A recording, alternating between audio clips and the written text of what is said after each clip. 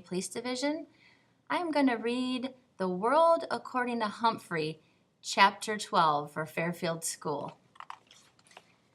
It's called Peace Breaks Out. Early in the morning, Ty, Dealey, and AJ raced downstairs and played Crazy Eights. Later, they ran outside and threw a football around the yard. The Thomases were having breakfast with Bo when the phone rang. Mr. Thomas talked for a few minutes, mostly saying, "Uh-huh, that's fine."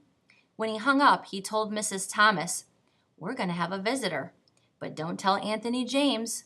Ooh, a mystery. I like mysteries because they're fun to solve. Then again, I don't like mysteries because I don't like not knowing what's going on. So I waited and waited. A few hours later, the doorbell rang. The visitor turned out to be Garth Tugwell and his father.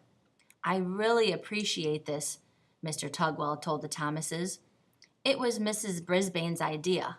Since Garth can't have Humphrey at our house right now, she suggested that he could help AJ take care of him over here." Sounds like Mrs. Brisbane. As if I'm trouble to take care of. But Garth had been crying because he couldn't have me. So maybe she was trying to be nice. After Mr. Tugwell left, Mr. Thomas called AJ in. AJ ran into the room and practically backed out again when he saw Garth. "We have a guest," said Mr. Thomas. "Shake hands, Anthony. Garth is here to help you take care of Humphrey." AJ and Garth reluctantly shook hands. "How come?" asked AJ. Garth shrugged his shoulders. "Mrs. Brisbane said to." "Well, come on. We'll clean his cage and get it over with," AJ said. The boys didn't talk much while they cleaned the cage, but they started giggling when they cleaned out my potty corner. I don't know why that makes everybody giggle. After they stopped giggling, they started talking and kidding around. They decided to let me out of the cage, so they took a set of old blocks from Dealey's room and built me a huge maze. Oh, I love mazes. When we were all tired of that game, AJ offered to teach Garth to play Crazy Eights, and then Ty and Dealey joined them in a game of Go Fish. Nobody mentioned the TV. Nobody shot any rubber bands. Later in the afternoon, the kids were all outside playing football. I was fast asleep until Mrs. Thomas came into the den with a broom and started sweeping. A minute later, Mr. Thomas entered. "What are you doing, hun?" "What does it look like? I'm sweeping." "You know, all the snacking we do in here. It makes a real mess on the floor," she said. "Bo's asleep?" her husband asked. "Uh-huh." Mr. Thomas walked over to his wife and took the broom away from her. "Then you sit down and rest a spell, hun. I'll sweep. Go on, don't argue." Mrs. Thomas smiled and thanked him and sat down on the couch. Mr. Thomas swept all around the outside of the room, even behind the TV. Uh-oh. When he got there, he stopped sweeping and leaned down. "Well, I'll be," he muttered. "What's wrong?" asked Mrs. Thomas. "The TV is unplugged," he said. "It's unplugged?" He came out from behind the TV, plug in hand, and a very puzzled look on his face. "But it couldn't have just come unplugged while we were sitting there watching. I mean, a plug doesn't just fall out," he said. "Plug it in, see if it works," his wife told him. Well, you guessed it, the TV came on, as bright and loud as ever. "I don't get it," Mr. Thomas muttered, "but at least we don't have to pay to get it fixed." Mrs. Thomas stared at the screen for a few seconds, then glanced out the window at the kids playing happily outside. "Charlie, what do you say we keep it unplugged for a couple more days?" she asked. "We just won't tell the kids." Mr. Thomas grinned. Then he bent down and unplugged the TV. "Couldn't hurt," he said. He put down the broom and sat on the couch near his wife, and the two of them just sat there in the den, giggling like Stop Giggling Gale. Suddenly, Mr. Thomas looked over at me. "You don't mind a little peace and quiet, do you, Humphrey?" "No, no, no," I squeaked, and I promptly fell asleep. Things were a lot better when AJ, Garth, and I returned to room 26. No rubber bands flew through the air. Garth didn't trip anybody or make fun of anybody. That meant Gail didn't get in trouble for giggling. Heidi didn't get in trouble for speaking out without raising her hand because she wasn't trying to tell Mrs. Brisbane what Garth had done. But the best change was Saya, who did raise her hand every single day. One day she raised her hand to volunteer to stay in during recess to clean the chalkboard. Miranda raised her hand too. Mrs. Brisbane chose them both. Girls, I think I can trust you to stay here while I run this report down to the principal's office, Mrs. Brisbane told them. Of course she could trust them. Once the girls were alone, they began to talk. I really liked your singing, Miranda told Saya. Thanks. My mom and I are going to a musical version of Cinderella over at the college this weekend, Miranda continued. We have an extra ticket. Would you like to come with us? My mom will pick you up. Saya quickly turned to face Miranda. Oh, yes, I have not been to a play before. Miranda grinned. Good. I'll have my mom call your mom. Suddenly, Saya's face fell. Oh, better not. She's so busy. Give me your number and I'll have my father call your mother. Saya watched Miranda's reaction carefully. So did I. Cool. That was it. Miranda jotted down her number. Saya looked greatly relieved. I knew that Miranda's mother didn't care how well Saya's mother spoke English. Maybe now Saya would figure that out too. Another great thing that happened was that Mrs. Brisbane started reading a book out loud to the class. Sometimes I doze right through these sessions, but this time she picked out a really good book. When she announced that it was about a mouse, Gail giggled. What did she say? Art whispered to Richie. Pay attention, Art, Mrs. Brisbane said.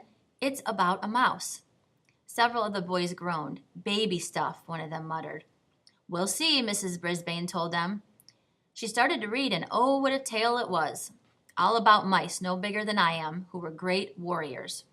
I was longing to put on some armor myself by the time she stopped reading. Continued tomorrow, she announced as she stuck a bookmark in place and closed the book. Tomorrow. That woman truly has a mean streak. She's proved it again and again. I would have sneaked out of my cage at night to finish the book. But she's so mean, she stuck it in her desk drawer, the one she locks with a key. Grrr. The weekend came around quickly, though, and I went home with Richie. I'm still not quite sure how many people actually live at the Ronaldo's house, because there were always so many people coming and going. Aunts, uncles, cousins, grandparents, neighbors. One meal seemed to flow right into the next, and Richie's mom was very generous with treats. I'll tell you one thing, you could never be lonely or hungry at the Rinaldi's house. On Sunday afternoon, guess who showed up? Remember Richie's uncle? That's right, Aldo Amato. This time my buddy Aldo was not lonely because he brought along his girlfriend Maria to meet the family. She was a very nice lady who wore her long hair piled up high on her head. She was dressed in bright red from head to toe, red earrings, red sweater, red skirt, and red shoes. I think red is a very happy color. I think Maria is a very happy person, especially when she's with Aldo.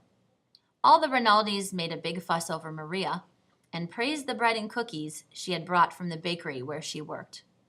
After all the commotion of their arrival died down, I heard Aldo tell Maria, now there's someone really important I want you to meet. And he introduced her to me. Believe it or not, Humphrey is one of my best friends, he told her. And he was the very first friend I told you about. Then I am honored to meet you, Humphrey, Maria said, smiling down at me. The pleasure is all mine, I squeaked. See, he likes you, said Aldo. And indeed, I did. The world seemed like a pretty nice place for a handsome young hamster like me, I can tell you. I was sitting on top of the world when I returned to room 26 on Monday. But it just about toppled off when Mrs. Brisbane made an alarming announcement.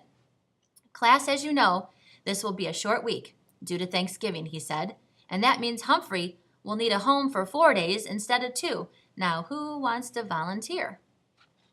You won't believe what I'm going to say. Not one hand went up. I actually fell off my wheel. Mrs. Brisbane was surprised, too. No one? She asked. Heidi, didn't you want to take Humphrey home? Oh, yes, but we're going to my grandma's house for Thanksgiving, she explained. Art, didn't you ask for Humphrey last week? Mrs. Brisbane asked. Yes, but we're having all my relatives for Thanksgiving, and Mom says it wouldn't be a good time, Art explained. And so it went. Every single classmate had big plans for Thanksgiving. Plans that didn't include having an extra hamster around. I was worried. I didn't want to spend 4 days alone in room 26. I worried all day Monday. I worried all day Tuesday. I worried even more all day Wednesday. At the end of the day, Principal Morales stopped by to give Mrs. Brisbane an envelope. I think it was her paycheck because she was especially glad to see him. I have a huge favor to ask, she said. Sure, Sue, what is it? Asked Principal Morales. He wore a tie with little turkeys all over it. Could you possibly take Humphrey for the weekend? I had my paws crossed that he'd say yes, but Principal Morales didn't even smile. Oh, Sue, I'd love to. But we're going out of town for the holiday, he told her. Another time, I'd love to. Another time wouldn't matter. I needed a place to go now. After the principal left, Mrs. Brisbane sighed and began gathering up her papers. Then she turned to me. Well, Humphrey, it looks like you're going home with me for Thanksgiving, she said grimly. My fate was sealed. I was going to the home of the woman who had once vowed to get rid of me, and 4 whole days, and frankly, I was worried I'd never come back.